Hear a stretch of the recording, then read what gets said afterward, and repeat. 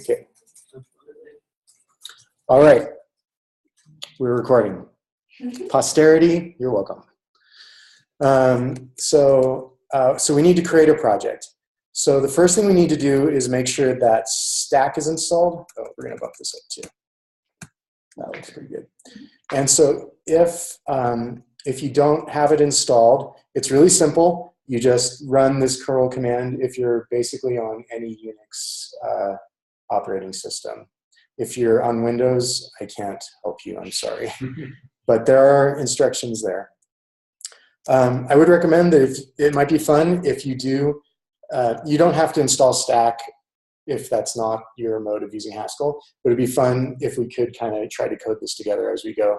And I definitely had some things that I was like, I solved this, but I feel like this is not really a good way to solve it. It's all pretty basic, but for me, pretty basic is pretty advanced. So then we create a new project, and that starts out with stack new is the command you run to get a new project. Hello world is just the name of your project. That's the directory that's going to be created, and that's what it's going to use that string to generate your Cabal file and like your executables and all of that.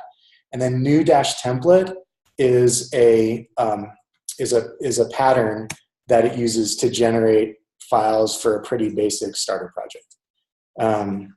So go ahead and try to run that and see if that works. And if you're trying to run it and it doesn't work, let me know. Once that is going, the next command that you're going to need to run is stack dash setup or stack space setup. And what this actually does is it makes sure that the compiler is installed and that the compiler that you're using matches the compiler that your Cabal configuration file expects. And if this has already been run and it already has the right compiler, then it should, I think, just basically be a no-op where it just says everything's good to go. Once that's set up, we're going to do a stack build. And this is the command that actually compiles your files and makes the executables available that you need and all that good stuff. And then we're going to run a test. The hello world or the new template project type creates a executable in the .stack work directory, which is a hidden directory, but you can see it there. And any executable in that directory, if you run stack exec with its name, Stack will run through the .stack work file or directory, look for any executables, and try to execute it. So if everything has gone well, at this point, you should be able to type stack exec hello world -exe, and you should see something printed out. So I'm going to wait. Stack. I might have made enough changes to mine that this no longer works, but yay! So by default, the hello world creates an executable that just prints out the result of a function that returns the string sumfunc. If this isn't working, this didn't work for me initially, and the reason was that I was not on the most recent version of Stack. If you can type from this point stack exec GHCI and it works, you won't need to upgrade Stack to do the rest of our stuff, because we're just going to be using the GHCI REPL to basically evaluate our functions. We're not going to make any executables. But for me, I just had to run that curl command once more, and it upgraded Stack on my computer, but also took a long time.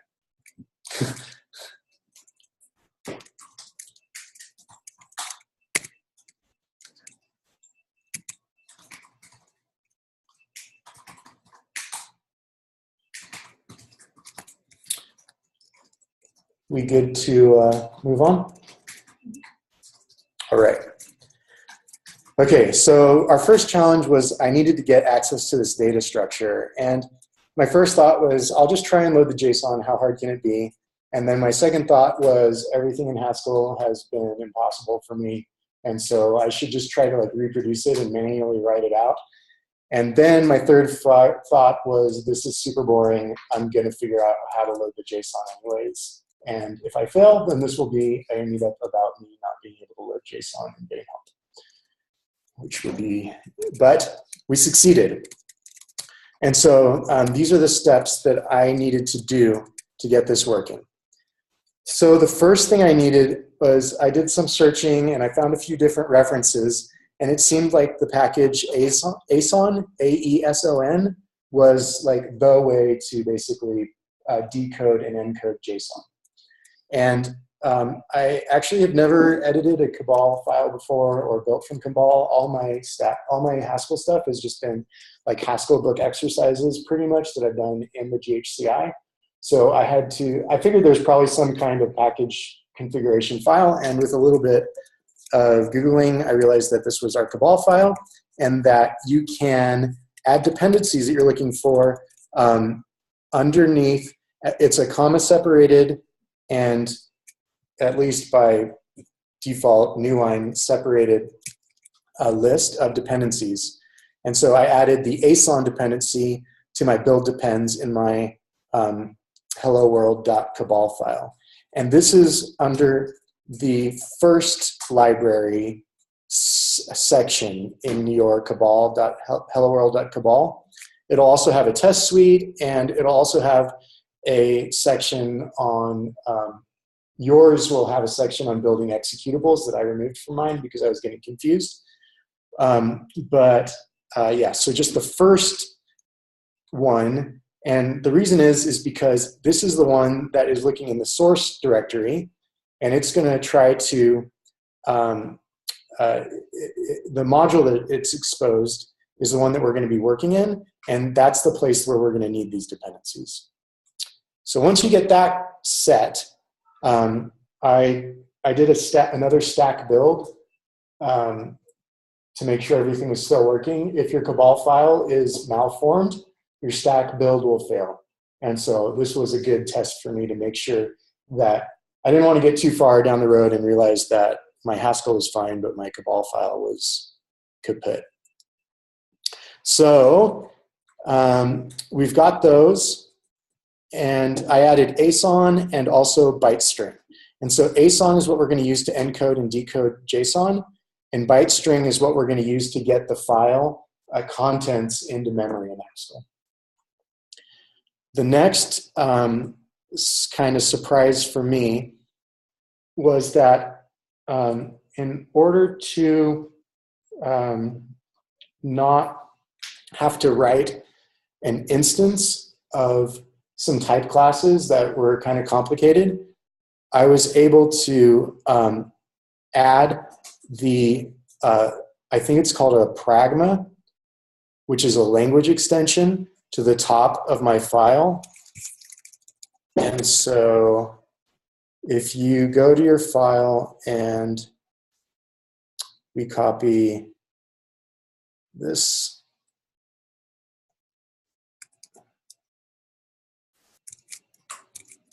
so we copy this to the top.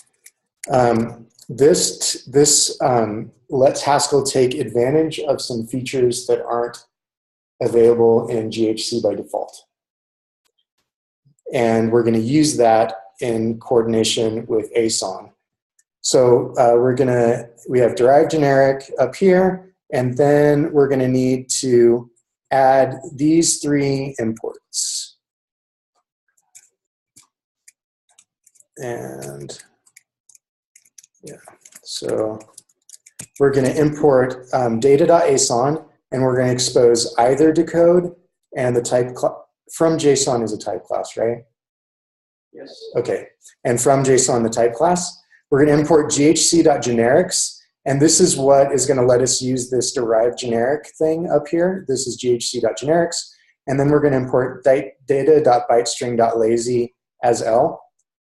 And then I'm also going to, I'm not sure if there's a better way to avoid collisions between Prelude and other libraries, but data.bytestring.lazy L has like exposes filter and map and like basically everything that I want to use in Prelude. I pretty much never wanted to use the byte string version, but every time I did stack build, it would say, we don't know if this is the one from Prelude or this is one from byte string. So I imported Prelude as P, so I could just do p.filter. But if anyone has a better way of doing that, I would be open to hearing about it. So we've got our imports, and I wanted to explain a little bit about what they are. So from JSON is a type class that we want, and it's going to, when we want to, so from JSON is a type class. We're going to have a type that we're going to use to represent the JSON objects. And if that type implements an instance of from JSON, then Haskell will be able to match up our type in Haskell to the JSON string and decode it. Either decode has a type of from JSON A.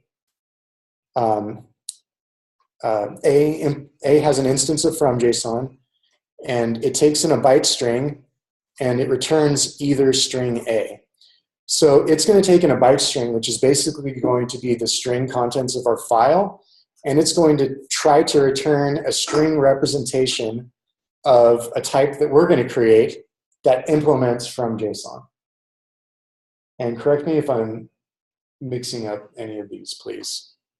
No, that's right. Okay, generics is what is going to let Haskell do the derivation of an instance of from JSON from our type without us having to do the busy work of like writing the function that will tell it how to match up our type with the JSON we supply it. And byte string is going to let us read data from the file. So the first thing that we're going to do, and we're going to do some more coding and less copy and pasting once we actually get to the parsing of the JSON. But for this part, I figured it was going to be safer just to copy and paste.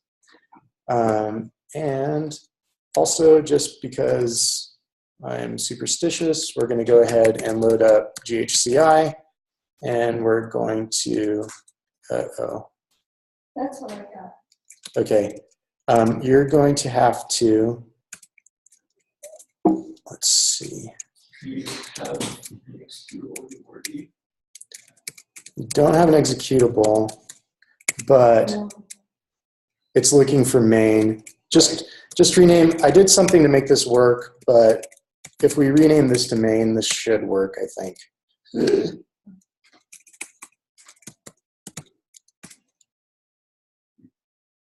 you want to change the module to main? No, lib should be, Oh, somewhere I saw main. file name does not match module name, main, expected lib. So I changed the name to not import lib anymore, Oh, and then it didn't care what I didn't. The Oh, it's actual main importing. module. Yeah, it's in the app folder. like this. Yeah. And then just equals like, you know, main equals undefined. Yeah, just say main equals undefined.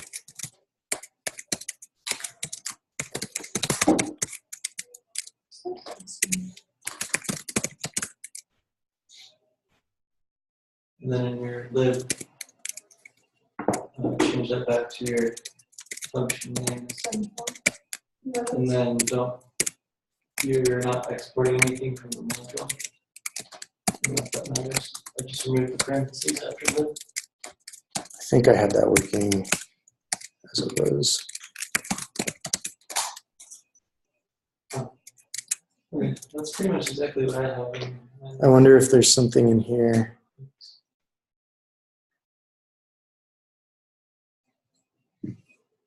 Oh, it's named main.hs.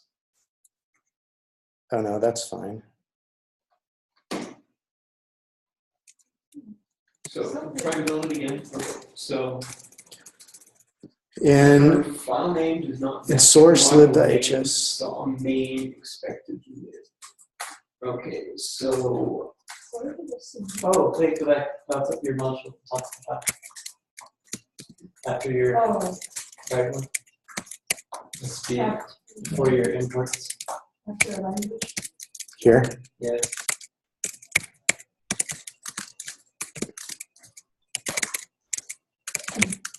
Yeah, that created a new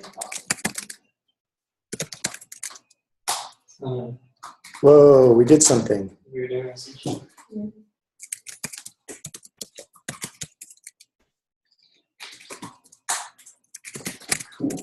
Okay, I'm back. This is what I have.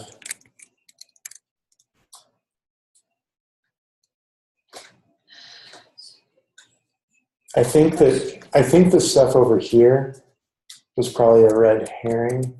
I bet because I bet it was just it couldn't find my module because my module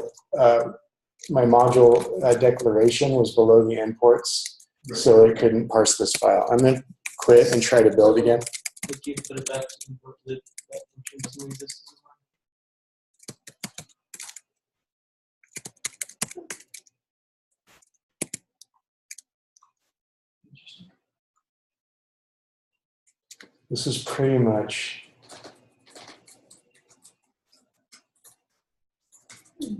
how I had it before with the ancestors IO.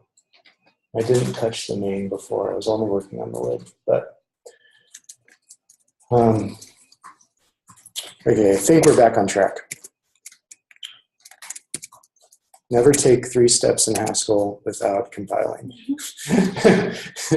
Is my role model. Okay, so we're going to create our type. So I looked at the JSON that, close this out, avoid danger. So my type is person, and it has a name that's a string, sex that's a string, born and died, which are both ints, and father and mother, which are strings. And it needs to derive show so that I can print it out, and it needs to derive generic so that I can use the derived generic to implement from JSON. So we're going to go ahead, I'm going to go back to the terminal and load lib. We're still good. I'm going to check to make sure my person has a kind. Cool.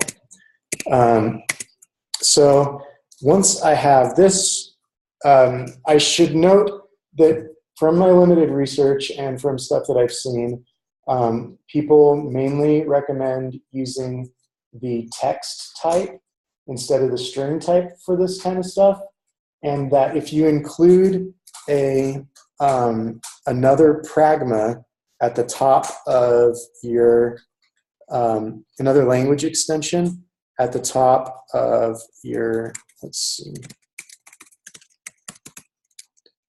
if you include this language overloaded strings right next to the derived generic that we added already, you should be able to use text basically the same way that you'd expect to use string, but things were already hard enough, and this is not like a production anything, and so I just chose to use string. But you should be able to use overloaded strings and then change this stuff to look like exclamation point text, I believe, and you should be okay. If you are feeling gutsy, feel free to experiment.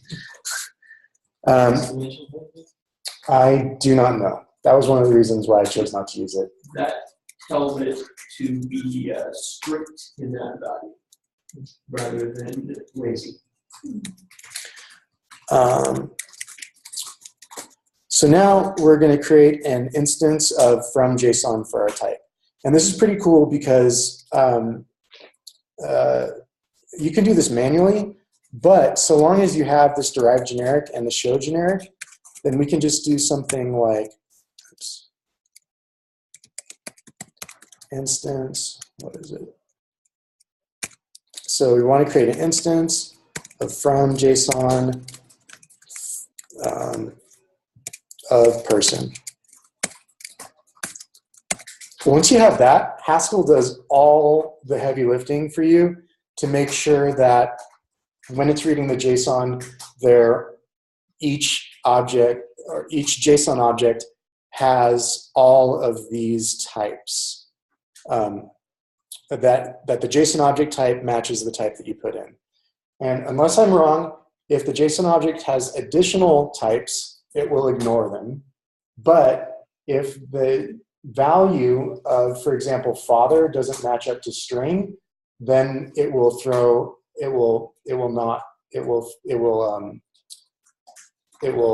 not run the way you expect, at least in the happy path.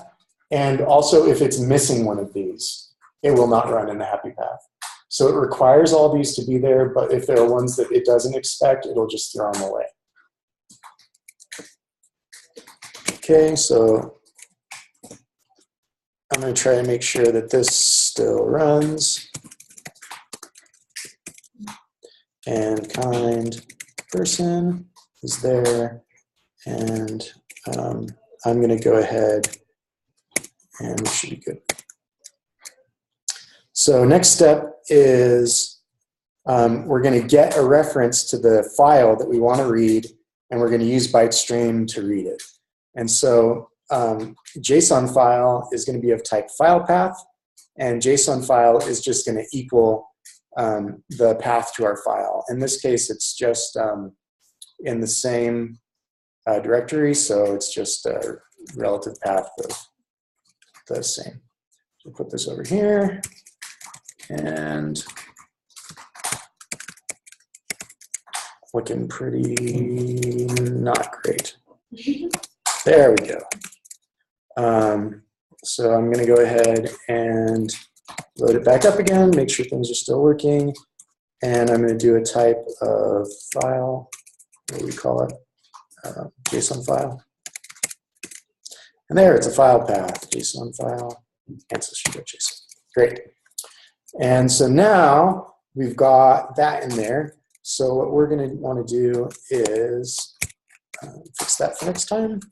We're going to have a function getJSON, and this is going to return iol.bytestring. And I had a kind of, I don't know, maybe someone can help me understand this part a little bit better, because so is IO saying that l.bytestring is going to have a side effect? It's saying that getJSON itself is an IO action. Okay. And the result of running that action will be a lazy byte string. Okay. Cool. I mean, it's not a pure function that returns a lazy byte string. It's an IO action. So when it executes, and it produces a byte string in the IO monad. And what it returns will have type of IO byte string, which means that you can't just put that into something that takes a byte string as its input. You have to do something to get it out of the IO. Cool.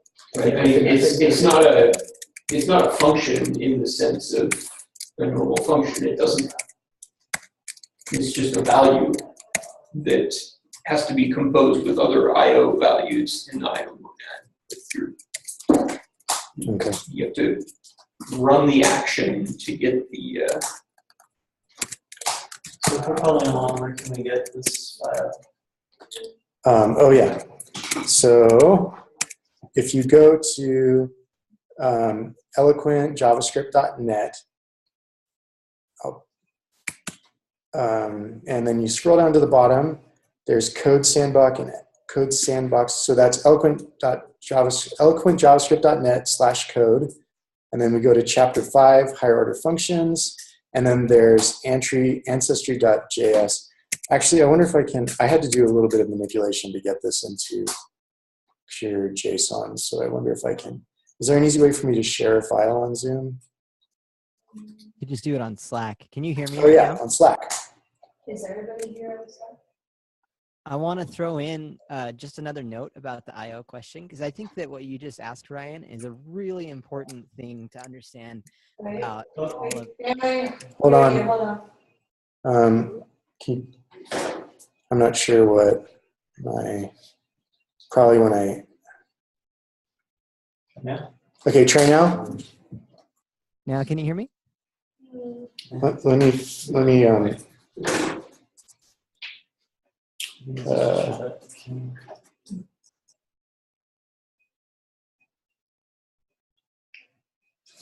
That's great. Right now. Is the audio not coming out, or is it me? Oh, it's good. it's good. Now Good you're now? Yeah.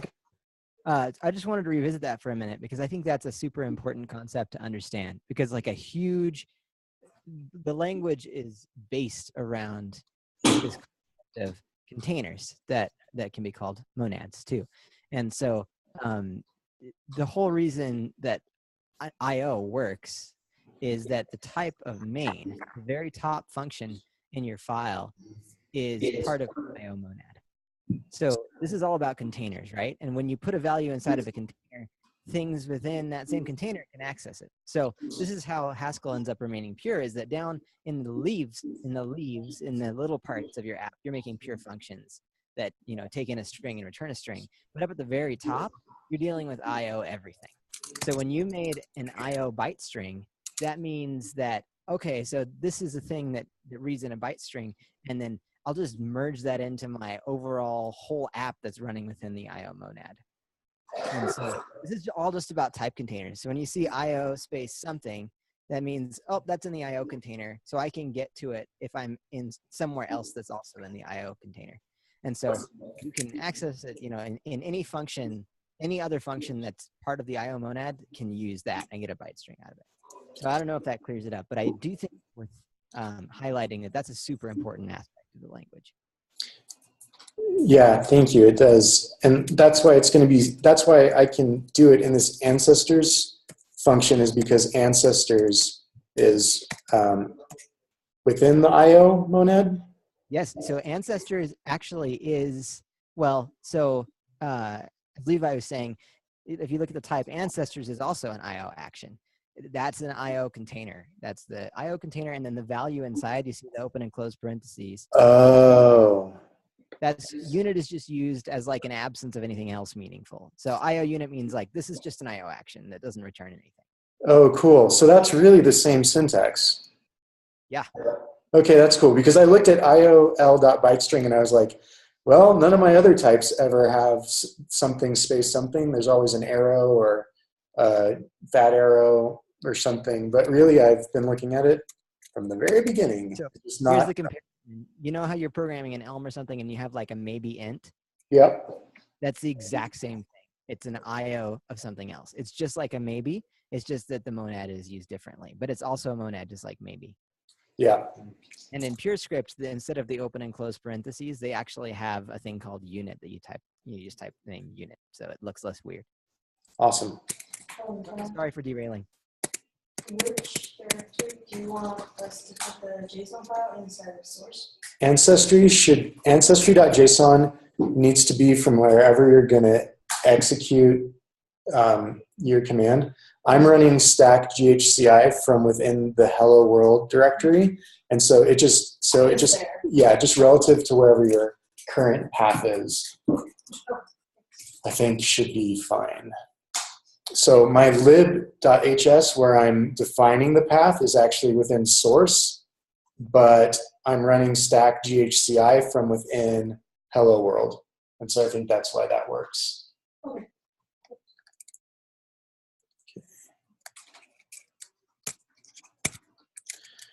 Okie dokie. So l.read file, JSON file. And so we've got that saved. I'm going to jump back to the terminal and load lib. We're okay. And so I'm going to do just check my types, type get JSON. Oh, I'm going to spell things correctly. Good. Get JSON is a type IO byte string. And I'm also, just for my own personal curiosity, l.read file takes in a file path and returns an IO byte string. This makes sense because we're calling l.read file with JSON file, which is a type file path. And so we're where we expect to be.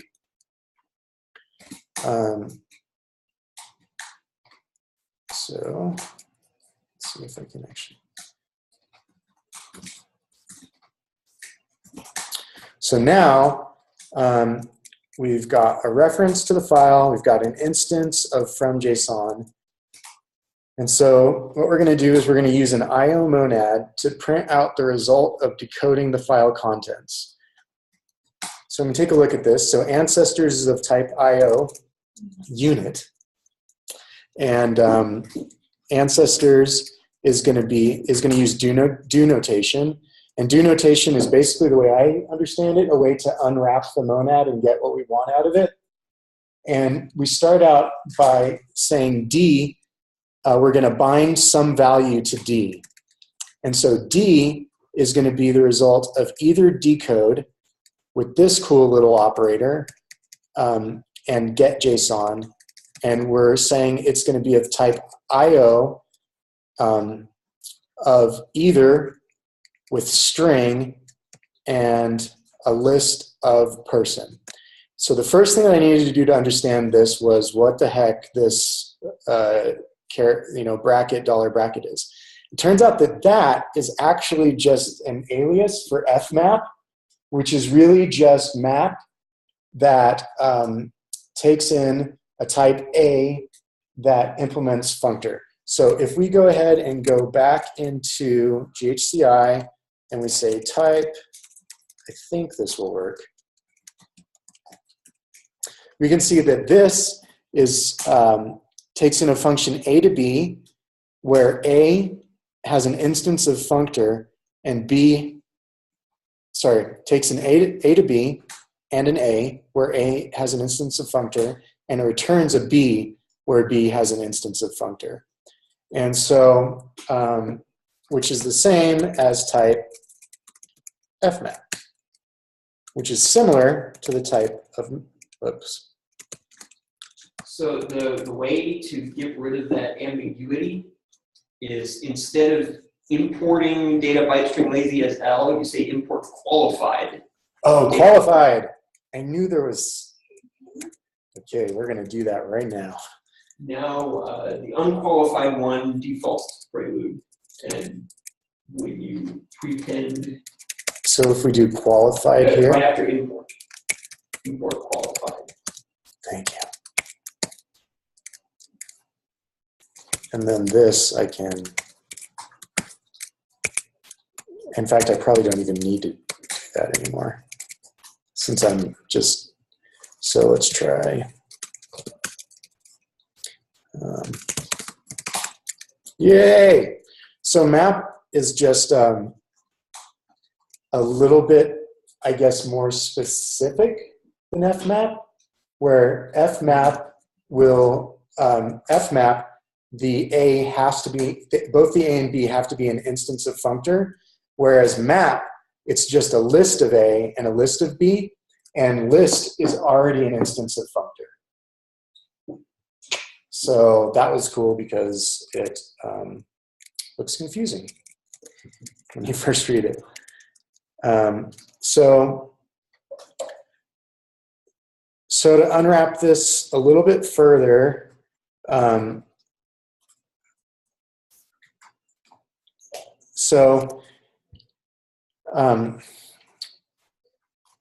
we use either decode, which, let's take a look at the type of either decode. So either decode takes in a lazy byte string, and it returns either, I don't know how to say this like in English, if it's either applied to string A or it's just A either string A. Either, I use either string or A. Okay, so either string or A. And it's a sum type that can be either a left string or right A. Yeah. And so this is going to provide us a way to handle what happens if our JSON is malformed, or if it's well-formed JSON that does not match up to the way that Haskell expects our from JSON instance to be implemented. And so either string A is either going to give us a happy path, where it unwraps the A that has an instance of from JSON into a string, or it has... Actually, the left value is by convention the error value. So Yeah. the string is going to be the error. Okay. And the A is going to be what your JSON. Okay. So either is going to return a string, and A is going to be the result of... Either is going to be one of two things. It's going to hold either a string or it's going to hold an A. Okay. If there was an error, it's going to be the string. So in this case, is either a data constructor? Yes. And it has two arguments. It's a type constructor with two type parameters. Okay, so the first type parameter is string. That's going to be the message we get if things go wrong. And the second parameter is the type it's going to use if things go right. That's correct. Cool. And so if you look at the definition of either, it's going to be data either left of the first thing or right of the second one. So this makes way more sense to me. So we're actually saying that the output of this, we're making the type more specific, right? So we're saying that either is going to, the left is going to be a string, but the A of either is going to be a list of person, right? Mm-hmm. So when we do this, we're actually constricting the type of A that either is going to return to say it's a list of person.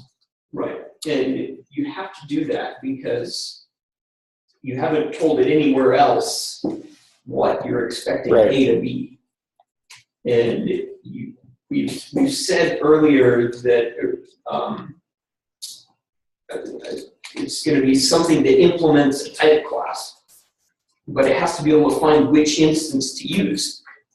And if there's no information in the functions you're calling that are specific to some type that is a member of your from JSON type class, it doesn't know which one. So you have to give it some type information there to say my value there is going to be person. Cool. Person is the from JSON instance I want you to look at. Right.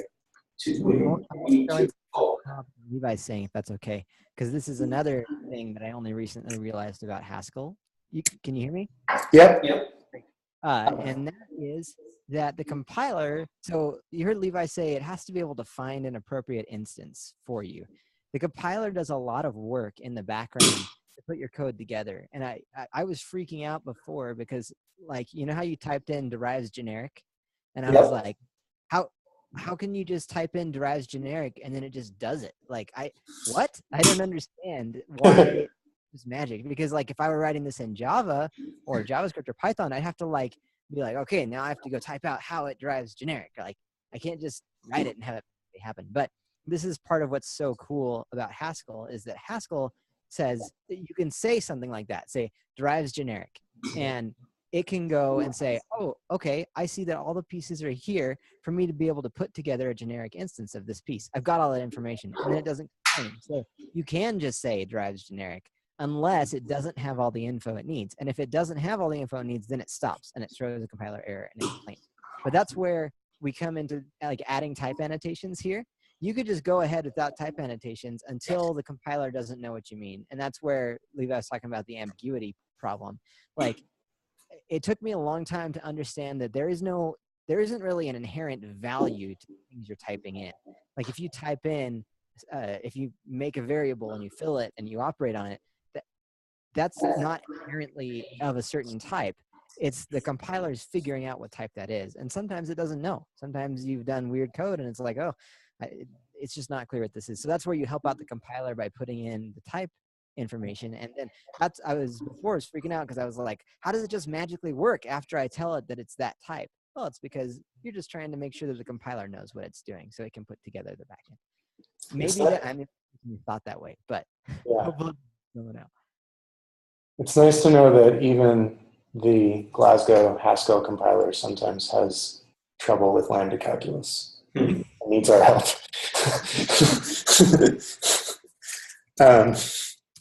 Yeah, the issue here is we've just written everything very abstractly so far.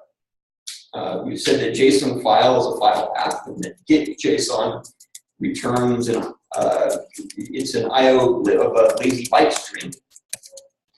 So somehow we have to know that get JSON is going to give us a list of person. And if we didn't include that annotation, I mean, it could see in the file there's an instance of from JSON for person in the file, but there's nothing to connect that with your code for ancestors unless you put in that type annotation. There's nothing in there that suggests you're talking about a person. And it's just sort of by coincidence that you can print out a person because it derives show as well as having a from JSON instance. Yeah, it makes perfect sense, right? Because in this example, I only have one data type, which is person that I've created. And I've only created one instance of from JSON for that person. But Haskell doesn't know my intention to apply that type to the file yet until I tell it to. Because I very well could have created 4 or 5 or 100 different data types here that had instances of from JSON. And it would be unreasonable for Haskell to try each one until it figured it out. Yeah. And then maybe didn't, because maybe I had an instance of it. That, and you technically, like, it could, like, if a string is still a valid JSON thing, and so it could be parsing just a string and showing that string. True. But it doesn't know, and that's, you know, in the scope of things, right? So it doesn't know that it's a person or a string or whatever until you tell it, yeah, this is a person, or you use some type of person-y thing on the value you get back. Oh, So, cool. Yeah, if you had a function that had a return type or an input type of person, and you used that on the return value of, if you use that on D, your value D there. We lost our TV. Oh, we did power down. yeah, if you use it on the AS, the list there, Yeah.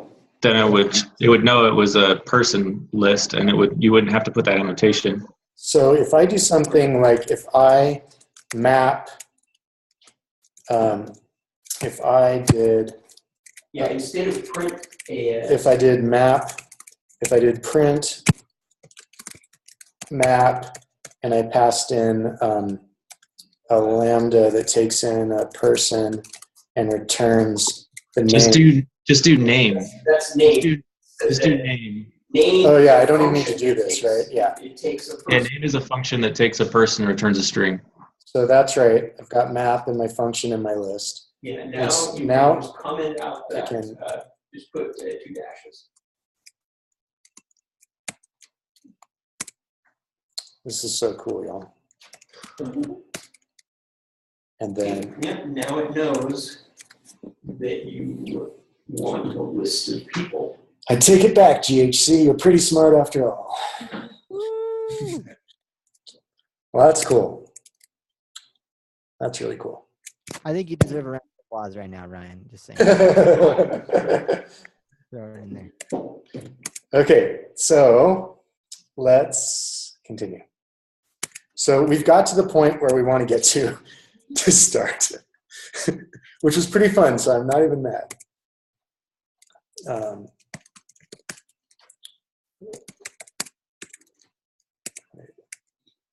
Oh, we're still mapping.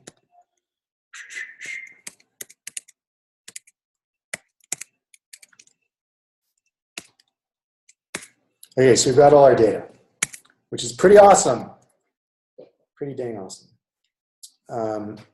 So if you would like to, I did not figure out any of this on my own. I was following a few different resources, but the most useful of which I found is this link here.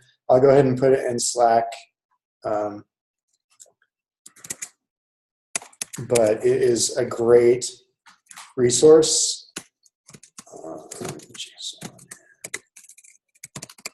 And it actually goes on to some more fancy stuff. And it also talks about how you can derive from JSON and to JSON explicitly without using the generic deriver from Haskell, from the compiler. And so you can go more in depth. But, and we've also already accomplished step number 1, which is demonstrate mapping to get name. And so if we go ahead and go back here, or no, here. So we can say, so the cool thing about this record, and this is that each of these properties can actually be used as a function to access the value of the records. And so just like we saw before, if we print the result of mapping and we just pass in name, so if we go back here and we go type name, we can see name is a person that takes in is a function that takes in a person and returns a string. And if we do type of map, this is an A to B, list A, list B. And so if name takes in a person, returns a string, A is our person and B is our string. So if we pass that over our A's, then it becomes a list of names, not a list of records. So we've already passed the hard part. Let me close this, no cheating. So now what we want to do is write a born after function. And the type that I've got here for born after is it takes in an int and a person and returns a bool. So I'll close this too, close this for now.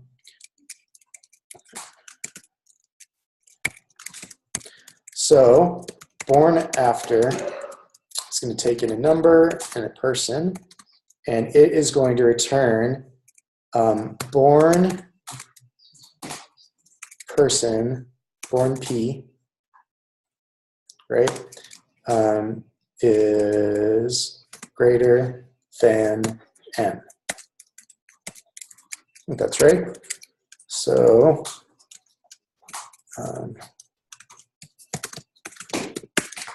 okay, so we loaded that up. And so now I'm going to put P equals, or we'll say R equals person, just so we have something to test with. Ryan, or we're going to do somebody cool. Who's somebody cool that we're going to do? I don't know. Maybe we'll do Phil, because we're thinking about it. We don't know when he was born, probably sometime around there. And we're going to give him a nice, he's going to make it to a long time from now. Let's load this up.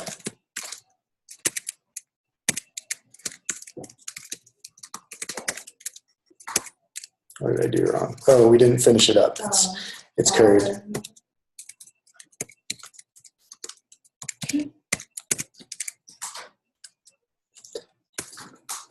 That in and of itself is cool because it is an example of how, since this is a function, right? When we didn't fill out all the values, I mean, when we didn't fill out the values, we're actually in a curried state that didn't have an instance of show. And so that didn't fail. It just ended up in a state where we couldn't print out the result because we were waiting for, we were in a state where it was a type where it still needed a father and mother to complete it, to get into a normal form. So R, so now let's do born after.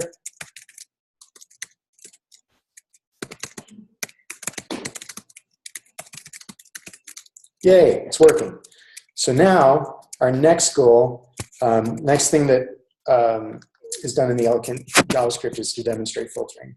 So we're going to use the filter function with born after. So if we do type filter, this is going to take in a function that is A to bool and a list of A and return a list of A. And so our type born after is a type, it takes in int and person, returns bool.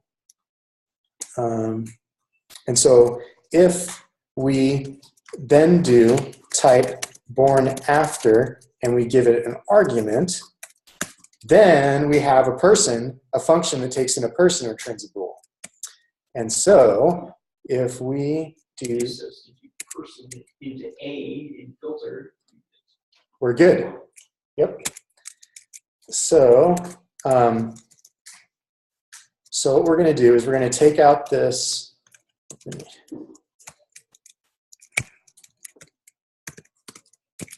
So instead of mapping, we're going to say we're going to filter, and we're going to filter over born after, and we're going to only be interested in people that were born after 1900 AD, and then we're going to pass in our A's. And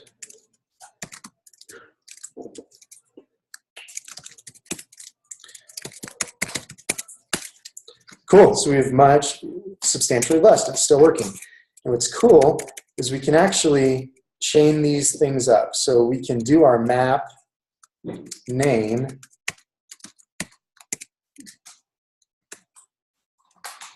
and then we get only the names. So once we have all of our stuff set up, it's nice that we have all these functions that are able to just map and filter over these easily.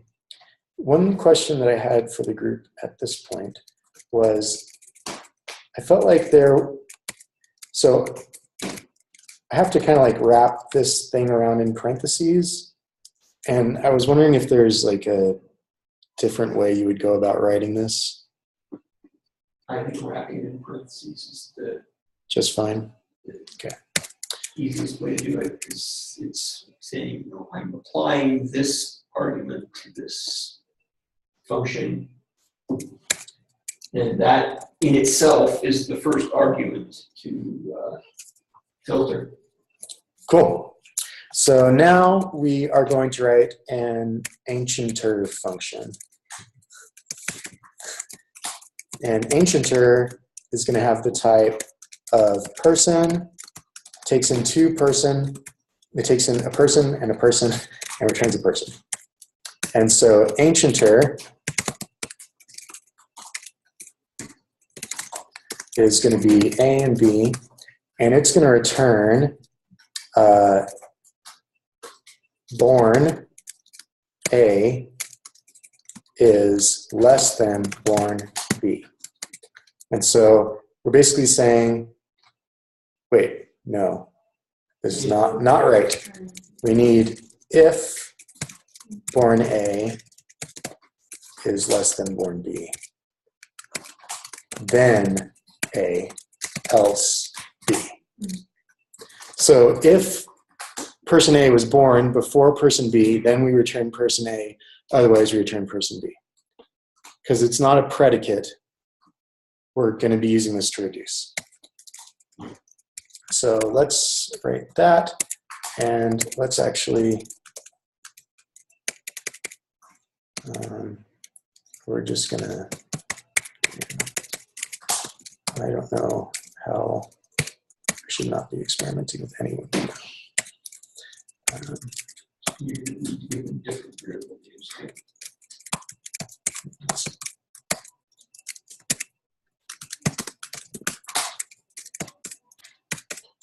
So ancienter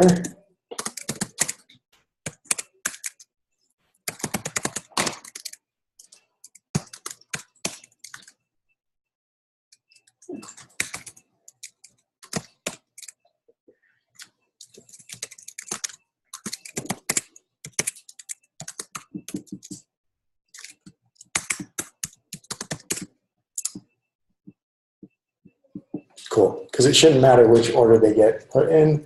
One should always be ancienter, and the order of arguments shouldn't change birth dates. So we're good. And I just think it's so cool that you can use those record keys as functions. Okay, so we've got ancienter. And so now what we're going to do is we're going to try to, let's see, I think we have one more. Okay, we want a by name function, and by name is going to take in a string and a list of person and return a person. And I've got a hint to myself that we're going to use head, a filter, and a lambda to do this. We might not need a lambda, but we're going to try. So by name is going to take in a name, and it's going to take in people. And so first we want to see, so our goal is to grab a person out of here. So if we filter and we have a lambda that takes in a p and returns name p equals n, that's going to be our predicate. And it's going to take in the p's, and then we're going to need the head of the result of that.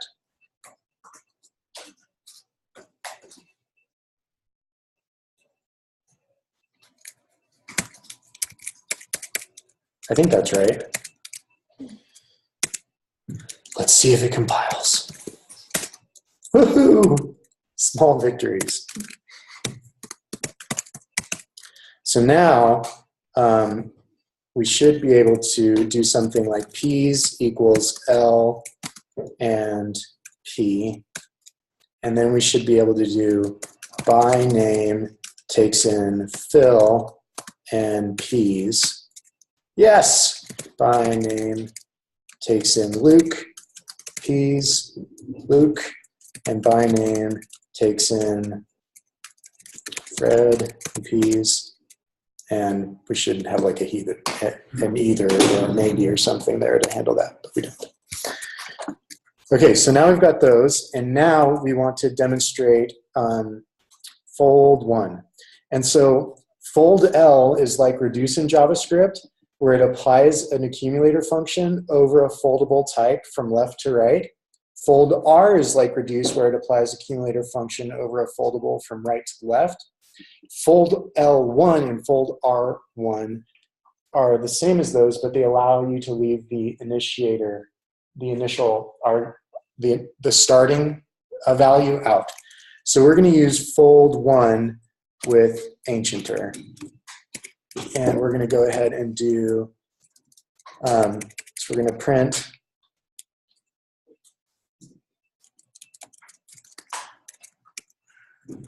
so if we use, so ancienter takes in 2 people and returns the oldest. So the idea is if we apply, if we fold over our ancestors with ancienter, we should end up with the person with the oldest birth, with the birth date that is farthest in the past. So let's go ahead and take a look at, oops. And this font, the L's and the 1's look very similar. So we need a function that takes in an A and an A and returns an A. And if we look at the type of our ancienter, we'll see it's person, person, person. So person works for each of the A. And then we're going to need a T of A, an A that implements foldable. And it's going to return an A. And if we look at, so if we make a list of type, if we do a type of L and P, we can see that this is a list. And I think maybe if we do kind, we might be able to do this. Nope, okay, I don't know how to show that, but list does implement foldable, so we're okay. So we're going to go ahead and we're going to fold over that, and we're going to pass in ancienter as the first argument, and we're going to pass in A's as the second one. If we weren't using fold 1, I wanted to, so if we were just using fold L, how do is empty list okay for my, that's not what I want. I want I didn't know how to get a starting point for a person. Yeah, you'd need a null person, and you don't have a null person. Yeah, so instead of figuring that out, how to make a null person, I was able to use fold L1. And so if we go ahead and use that, we get the oldest person, born in 1535. So then if we practice also, so our next thing is that, I think we'll leave that there. So now we're going to write an average function. And this is going to be, and how are we doing in time? Are we good and late? We still have half an hour, 30 minutes. Awesome. So average takes in a list of int and returns a float. This one is a little bit tricky for me.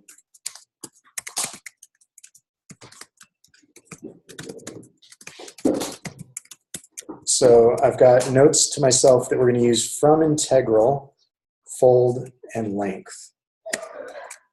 So average, what we want to do is we're going to take in some numbers, and we're going to fold over them with the addition, and this is going to give us a sum. And then we want to divide that by the length. So I tried a couple different versions of this, and I couldn't get it to work because of the way that these functions expect their arguments to be. So what I did was I ended up going from integral x divided by, no wait, I said x divided by y, where x equals from integral plot of fold y equals from integral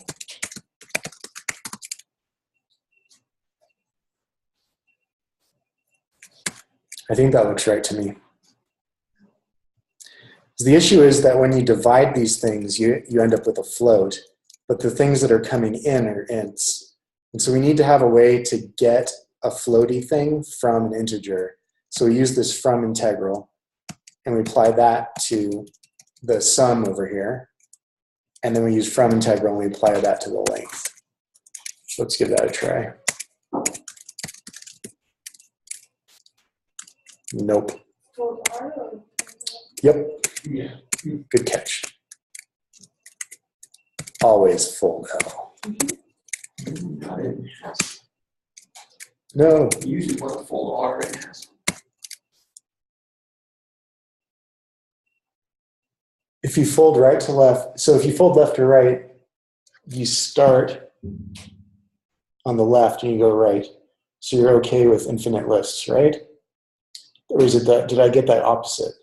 So if you're in a strict language, you typically want to do a left fold because it's if there's a tail call optimization, you won't blow up your stack. In a lazy language, a right fold gives you the opportunity to yield a result after each step. Okay.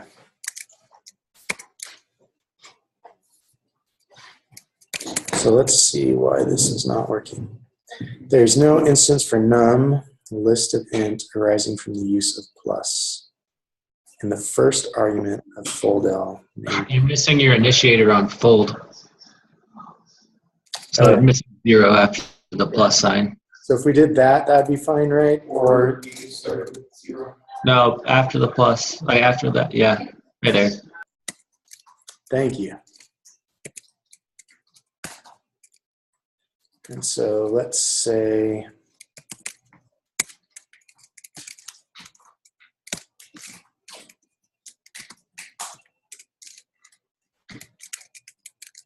Great, looks like it's working. Okay, so next thing that we're going to do, we've got our average. So we're going to write an age function. Really, Also, you can use the sum function. With this would just be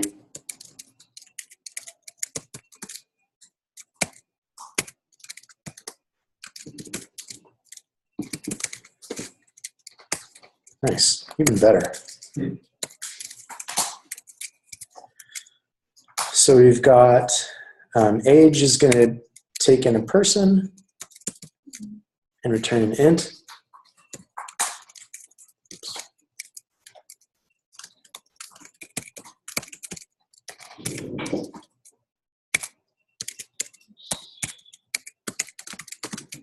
That's kind of a funny signature for age function.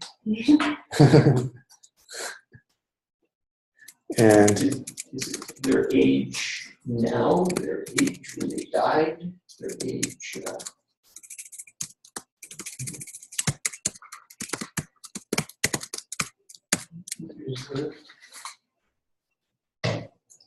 So that would be their death age.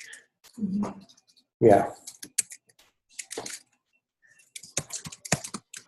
If you want a function that returns their age as of now, it would not be a pure function. yeah. Luckily, these are all deceased ancestors, except for lucky for them, except for Luke and Phil, but they lived fairly long. I'm going to interpret that as they made it to the singularity.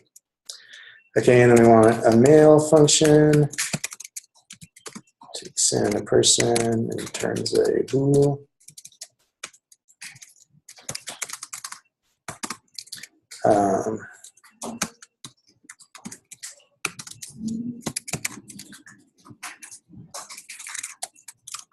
It's just the whole.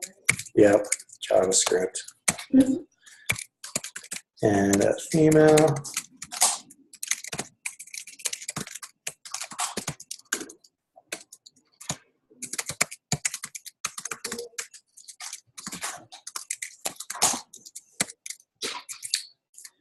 And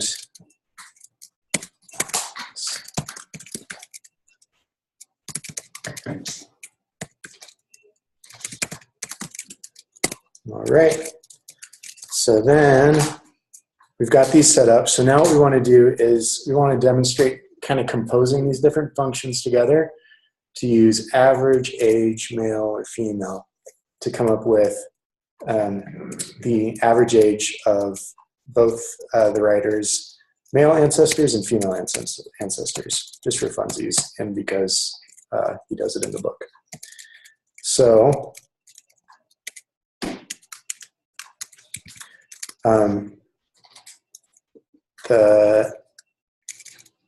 we know that we're going to print out the average, so that's going to be the thing that comes out. Average takes in a list of numbers. So at some point we're going to have to get numbers, and we've got age. And so age is going to return us a list of numbers, which is what average expects. And so then we're going to apply that. We're going to go ahead and apply that to a filter. Wait. So we're going to have to map here, right? Because we're going to map with the age function over the result of filter. Does that look right? Filter male A's is going to return a list of person that satisfy the male function. Map is then going to get a list of people, and it's going to map over that and return a list of ints. Average takes in a list of ints and returns a final float. I think we're good. Nice. Average age of 61.668.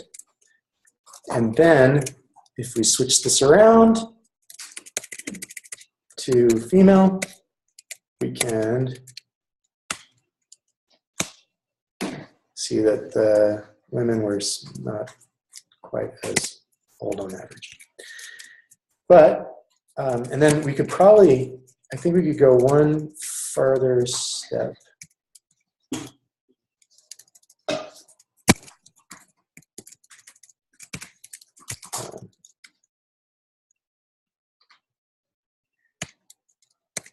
I think we could have a sex function that takes in a string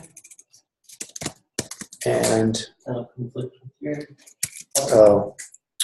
determine. So we'll take in a string and a person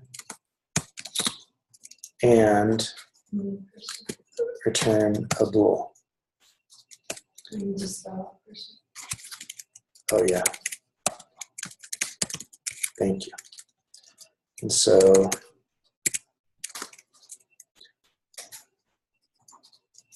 then down here, if we do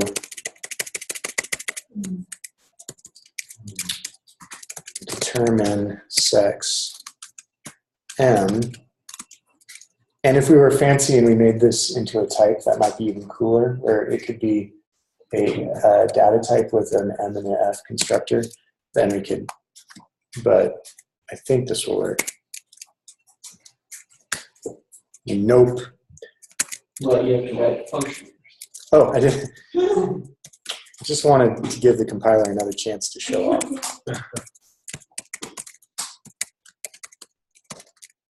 And you have to name it the same as your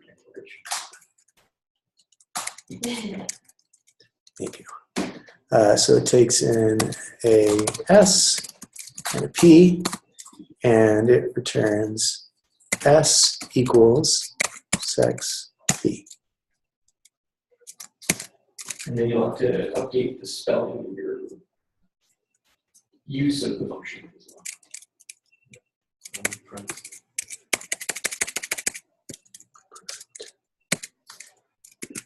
All right, compiler, do your best. Ha! So, and same thing now if we just swap out this string. Whoops. Oh, we didn't load it. It's like, everything we know is wrong. Call Eugenia Chang, math is a lie. There we go.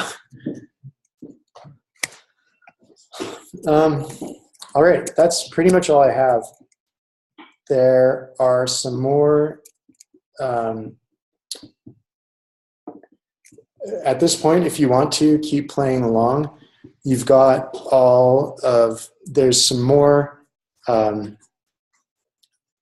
exercises that the author runs through in this chapter with this same data structure. And you can go ahead and test your Haskelling and see if you can do something like this. Mother-child age difference is kind of fun. And you can come up with a way to, there's also another exercise here where you try to find out how the percentage of shared DNA that you would have, that one person that's somewhere in the tree would have with somebody else in the family tree. And so there's a few extra fun things left to do that I didn't quite get to.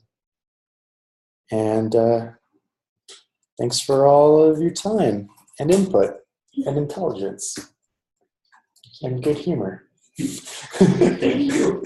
Yeah, thank you. Hey, Ryan, thank you so much for preparing that. And also thanks for just leading the discussion. I've found that these discussions where we all kind of work together to figure out what's going on are really beneficial, at least to me, and I think to everyone. So thanks for being brave and doing that.